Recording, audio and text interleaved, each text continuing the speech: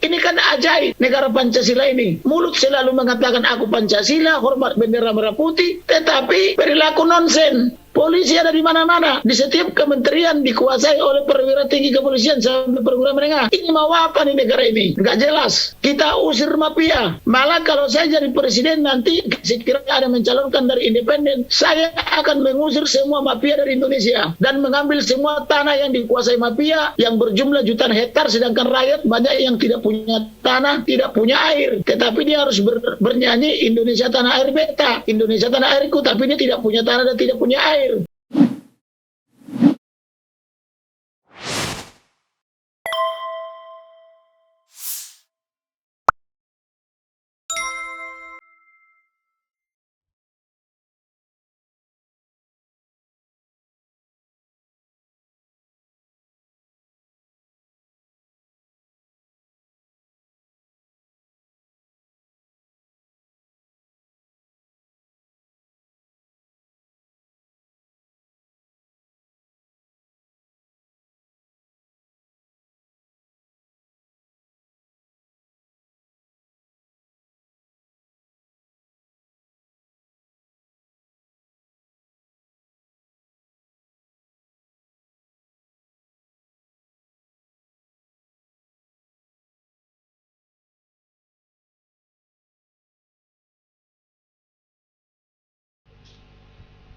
Saya teringat abang saya mau masuk institusi ABRI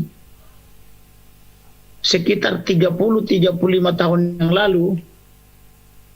Mereka melakukan pemeriksaan yang sangat ketat. Yang mau masuk lingkungan ABRI adalah abang saya, mama saya, ibu saya, tante saya, nambur saya, tulang saya semua diperiksa. Apakah punya track record yang baik atau tidak.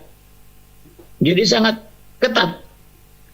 Beda dengan sekarang pasca polisi pisah dari tentara akibat dosa daripada Orde Reformasi menjatuhkan Pak Harto. Sekarang ketika rekrut polisi bukan lagi didasarkan pada moralitas dan ketangkasan, tetapi adalah seberapa besar uang yang bisa disetor kepada pengurus-pengurus atau panitianya. Sebagai contoh, di mana kasus Gulal ada dari Jambi sudah lulus polisi, anak seorang polisi juga, tapi polisi tingkat rendah di Kecamatan Muara Tebo. Ketika dia lulus polisi tahun anggaran 2022, sudah mau masuk pendidikan, bahkan sudah latihan 6 bulan, karena tidak bisa menyetor harapan daripada panitia, maka namanya dicoret dari daftar pendidikan, padahal sudah lulus. Dia ikut gelombang kedua, tetapi dia diganti oleh yang tidak lulus di gelombang pertama.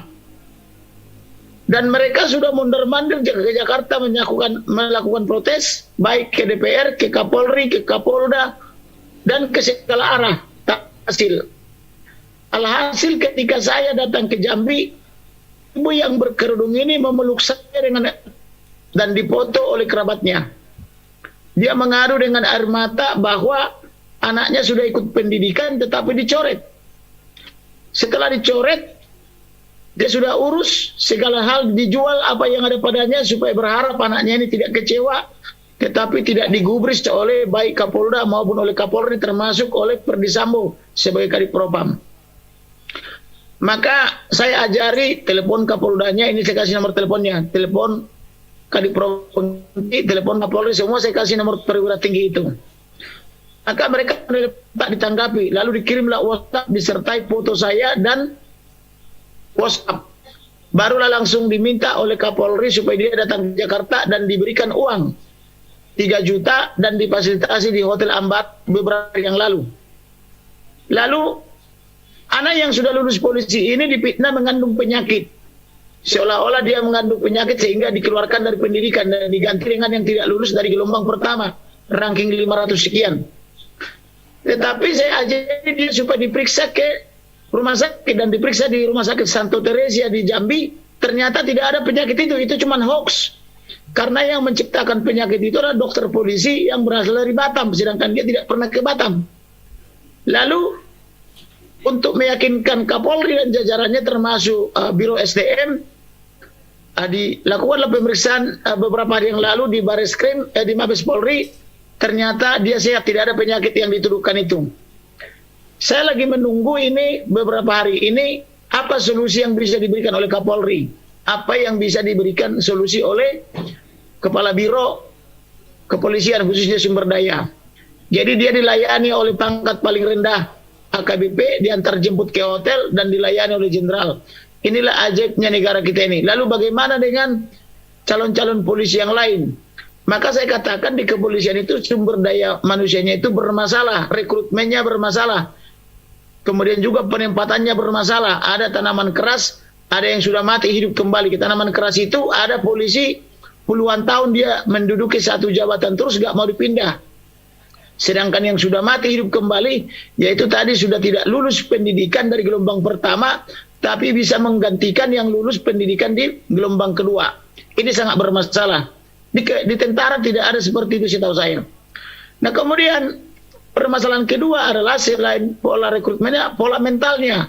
Mental kepolisian Indonesia itu sangat bobrok, sangat buruk. Kalau tidak diberi uang, dia tidak mau kerja. Jadi mentalnya mental uang, mental ayam. Ibaratnya ayam itu dilempar jagung baru dia matok-matok, dilempar ke kanan dia ke kanan, lempar ke kiri dia ke kiri, lempar di bawah kaki dia matok di bawah kaki. Itu mental kepolisian kita karena mengabdi kepada mafia. Jadi mereka semua jadi budak-budak mafia, baik itu mafia tanah, mafia hukum dan mafia-mafia lainnya termasuk mafia narkoba, kemudian mafia judi online dan mafia-mafia lainnya. Yang berikutnya adalah masalah salaryman atau pembayaran gaji atau honor. Kepolisian kita itu honornya dari pemerintah sangat kecil sekali, bahkan di bawah UMR. Akibatnya mereka semua tidak mengabdi lagi kepada rakyat dan negara, tapi mengabdi kepada mafia. Sehingga mereka walaupun pendapatannya di bawah UMR, tetapi mereka jauh lebih kaya daripada pengusaha. Pengusaha puluhan tahun belum tentu ada uangnya ratusan miliar sampai triliunan. Tetapi pejabat Polri yang gajinya di bawah UMR, uang mereka itu atau aset mereka itu rata-rata ratusan miliar sampai triliunan. Ini kan ajaib negara Pancasila ini. Mulut selalu mengatakan aku Pancasila, hormat bendera merah putih, tetapi perilaku nonsen. Nah, itu penyebab pertama. Jadi solusinya adalah kita harus rekrut kepolisian atau harus rebut kepolisian dari tangan mafia. Kita berikan dia gaji paling kecil 30 juta supaya dia fokus kerja tanpa harus merebut jabatan, tanpa menyuap kepada atasan. Kemudian yang jenderal kita berikan ratusan juta. Yang penting betul-betul fokus kerja untuk masyarakat. Apapun yang mengadu kepada kepolisian, semua dilayani. Karena kenapa? Tidak perlu lagi memakan uang hasil korupsi atau mengabdi kepada mafia. Kemudian adalah pola pemberian jabatan atau kedudukan. Sejak Jokowi menjadi presiden sangat bermasalah. Karena Jokowi selaku presiden mengangkat kepala kepolisian dan pejabat-pejabat kepolisian dari tingkat yang rendah. Yang penting berteman dengan Jokowi atau dengan partai Jokowi. Sebagai contoh, ketika Pak Tito Karnavian menjadi Kapolri, dia menggantikan terlalu banyak senior di atasannya. Sehingga akibatnya ketika beliau jadi Kapolri dia stres. Karena kenapa? Susah mengendalikan senior-senior ini. Bahkan suatu saat saya diundang ke pesta perkawinan di Sampurna Strategic Square. Karena dia Kapolri dengan angkatan yang lebih muda daripada yang senior-senior. Ketika para senior itu lagi berfoto di depan, itu Master of Ceremony bilang, Bapak Kapolri mohon diberikan waktu untuk mengucapkan dua restu. Tolong kepada angkatan XXX ini supaya memberi kesempatan. Tetapi angkatan seniornya itu tidak ada yang mau. Mereka malah bilang di sini yang berlaku senior angkatan. Begitu. Jadi akhirnya sampai beberapa menit itu Kapolri berdiri terus, saya di belakangnya untuk menyampaikan ucapan dua restu di Sampurna Strategic Square. Artinya beliau sangat tidak dihargai karena terlalu muda memimpin yang senior. Dan itu diulang lagi oleh Kapolri di zaman Pak Listio Sigit. Pak Listio Sigit juga saya stres karena orang-orang senior ini tidak patuh kepadanya. Jadi oleh karena itu ke depan jangan lagi mengangkat pemimpin dari junior. Bikinlah hierarki dan struktural. Pilihlah pemimpin dari paling senior supaya dia tidak dilecehkan atau tidak diabaikan sebagai pemimpin. Itulah kira-kira yang bisa saya sampaikan untuk memperbaiki polisi ini. Maka tema kita sampai 2024 adalah rebut kepolisian dari tangan mafia. Rebut pemerintah dari tangan mafia. Kita usir mafia. Malah kalau saya jadi presiden nanti sekiranya ada mencalonkan dari independen, saya akan mengusir semua mafia dari Indonesia dan mengambil semua tanah yang dikuasai mafia yang berjumlah jutaan hektar, sedangkan rakyat banyak yang tidak punya tanah, tidak punya air, tetapi dia harus bernyanyi Indonesia tanah air beta, Indonesia tanah airku, tapi dia tidak punya tanah dan tidak punya air. Maka menyanyikan Indonesia Raya itu cocoknya berdiri di Malaysia atau di Singapura atau di Thailand. Di sanalah aku berdiri. Jadi kita hanya kebagian berdirinya.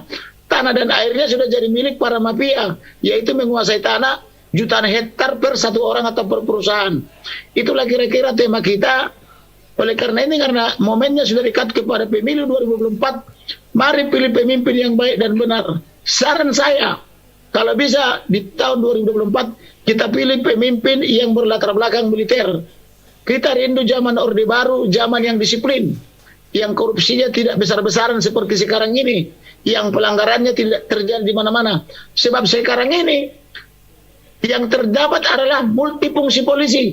Padahal Orde Reformasi menolak difungsi ABRI.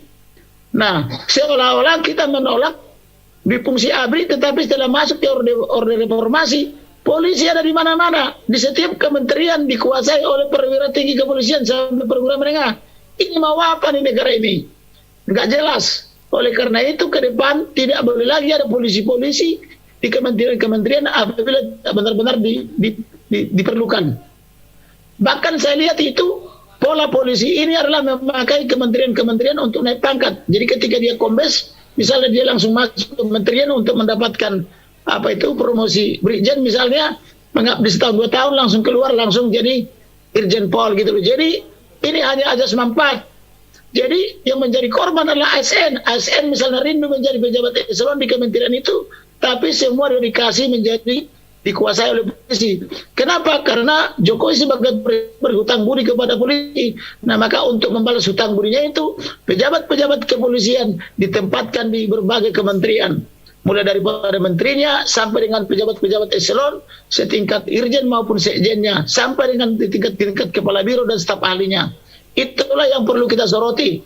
Jadi supaya ke depan tidak terjadi seperti itu, perbaiki pola rekrutmen polisi, perbaiki mentalnya, dan juga perbaiki salarinya minimal juta, ideal 30 sampai 100 juta. Terima kasih, Tuhan berkati. Terima kasih Pak Komarudin, Pak Kamarudin. Ya.